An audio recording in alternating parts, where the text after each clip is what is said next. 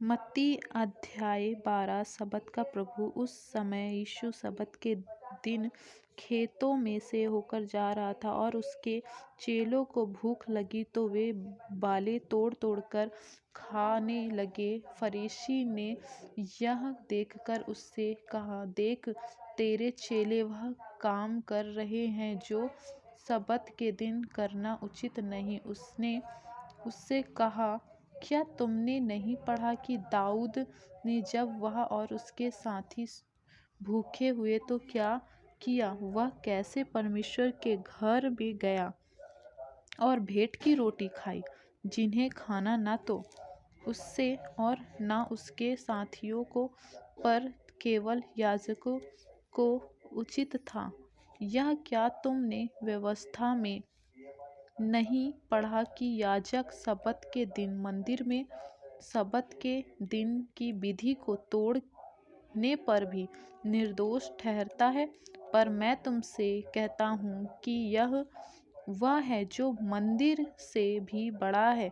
यदि तुम इसका अर्थ जानते, मैं दया से प्रसन्न होता हूँ, बलिदान से नहीं, तो तुम निर्दोष को दोषी ना ठहराते। मनुष्य का पुत्र तो सबत के दिन का भी प्रभु है। सूखे हाथ वाले मनुष्य को चंगा करना। वहाँ से चलकर वह उनके आराधनालय में आया। वहाँ एक मनुष्य था जिसका हाथ सूखा हुआ था। उन्होंने यीशु पर दोष लगाने के लिए उससे पूछा, क्या सबत के दिन चंगा करना उचित है? उसने उससे कहा, तुम में ऐसा कौन है जिसकी एक ही भेड़ हो और वह सबत के दिन गड्ढे में गिर जाए तो वह उसे पकड़कर ना निकाले? भला मनुष्य का मूल्य भेड़ से कितना बढ़कर है। इसलिए सबत के दिन भलाई करना उचित है। तब उसने उस मनुष्य से कहा, अपना हाथ बढ़ा। उसने बढ़ाया और वह फिर दूसरे हाथ की तरह अच्छा हो गया। तब फरीसियों ने बाहर जाकर उसके विरोध में सम्मति की कि उसे किस प्रकार नष्ट करे।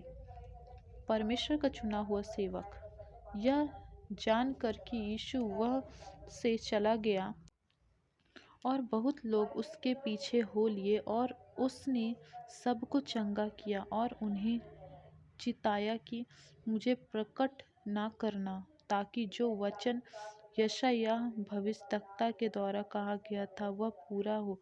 देखो, यह मेरा सेवक है जिसे मैंने चुना है, मेरा प्रिय, जिससे मेरा मन प्रसन्न है। मैं अपना आत्मा उस पर डालूंगा और वह अन्य जाति को न्याय का समाचार देगा। वह न झगड़ा करेगा और न धूम मचाएगा और न बाजारों में कोई उसका शब्द सुनेगा। वह कुचले हुए सरकंडे को न तोड़ेगा और धुआं देती हुई बत्ती को न बुझाएगा, जब तक वह न्याय को प्रबल न करेगा और अन्य जाति उसके नाम पर आशा रखेगी। यीशु और बालजबूल।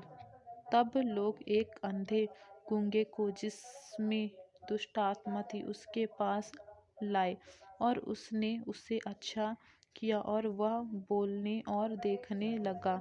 इस पर सब लोग चकित होकर कहने लगे, यह क्या दाऊद की संतान है? परंतु फरीसी ने यह सुनकर कहा, यह तो दुष्ट आत्माओं के सरदार बालजबूल की सहायता के बिना दुष्ट आत्मा को नहीं निकालता। उसने उनके मन की बात जानकर उनसे कहा, जिस किसी राज्य में फूट होती है वह उजड़ जाता है, और कोई नगर या घराना जिसमें फूट होती है बना ना रहेगा। और यदि शैतान ही शैतान को निकाले तो वह अपना ही विरोधी हो गया है, फिर उसका राज्य कैसे बना रहेगा?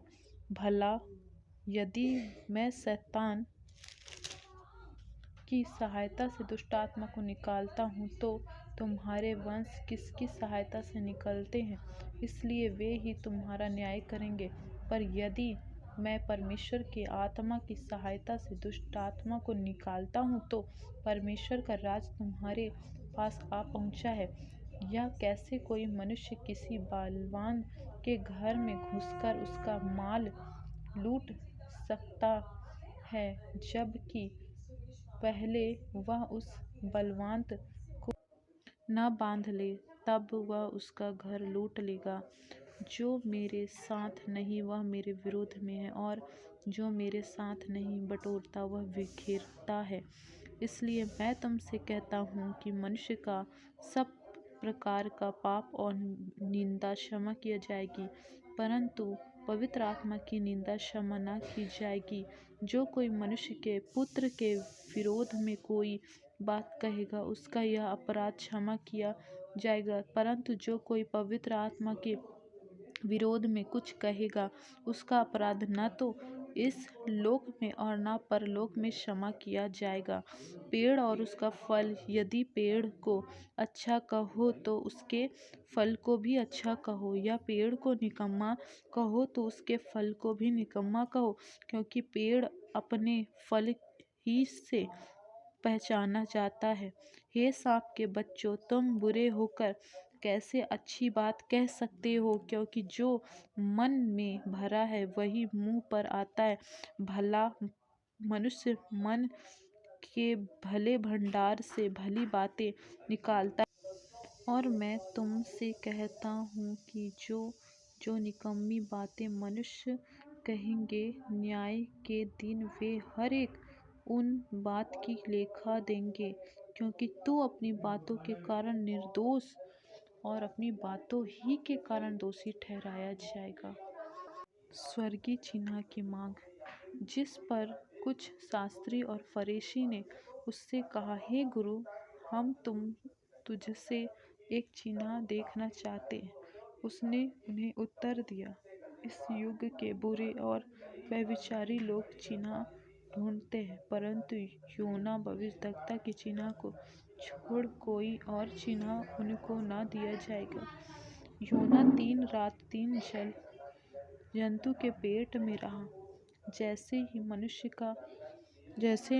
का पुत्र 3 रात 3 दिन जल जंतु के पेट में रहा, वैसे ही मनुष्य का पुत्र 3 रात दिन पृथ्वी के भीतर रहेगा।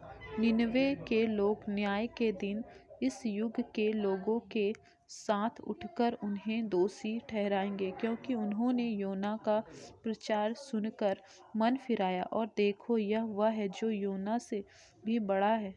दक्षिण की रानी न्याय के दिन इस युग के लोगों के साथ उठकर उन्हें दोषी ठहराएगी, क्योंकि वह सुलैमान का ज्ञान सुनने के लिए पृथ्वी के छोर से आई, और देखो, यह वह है जो सुलैमान से भी बड़ा है। अधूरे सुधार से विपत्ति। जब दुष्ट आत्मा मनुष्य के से निकल जाती है तो सूखी जगह में विश्राम ढूंढती फिरती है और पाती नहीं। तब कहती है, मैं अपने उसी घर में जहाँ से निकली थी लौट जाऊंगी, और लौट कर उसे सूना, झड़ा भूरा और सजा सजाया पाती है।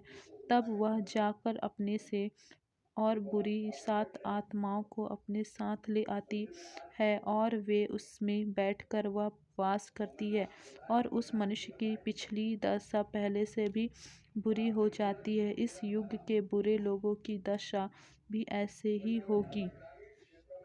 यीशु की माता और भाई। जब वह भीड़ से बातें कर ही रहा था, तब उसकी माता और भाई बाहर खड़े थे और उससे बातें करना चाहते थे। किसी ने उससे कहा, देख, तेरी माता और तेरे भाई बहन खड़े हैं और तुझसे बातें करना चाहते हैं। यह सुनकर उसने कहने वाले को उत्तर दिया, कौन है मेरी माँ और कौन है मेरे भाई? और अपने चेलों की ओर अपना हाथ बढ़ाकर कहा, देखो, मेरी माता और मेरे भाई ये हैं, क्योंकि जो कोई मेरे स्वर्गीय पिता की इच्छा पर चले वही मेरा भाई और मेरी बहन और मेरी माता है। आमीन।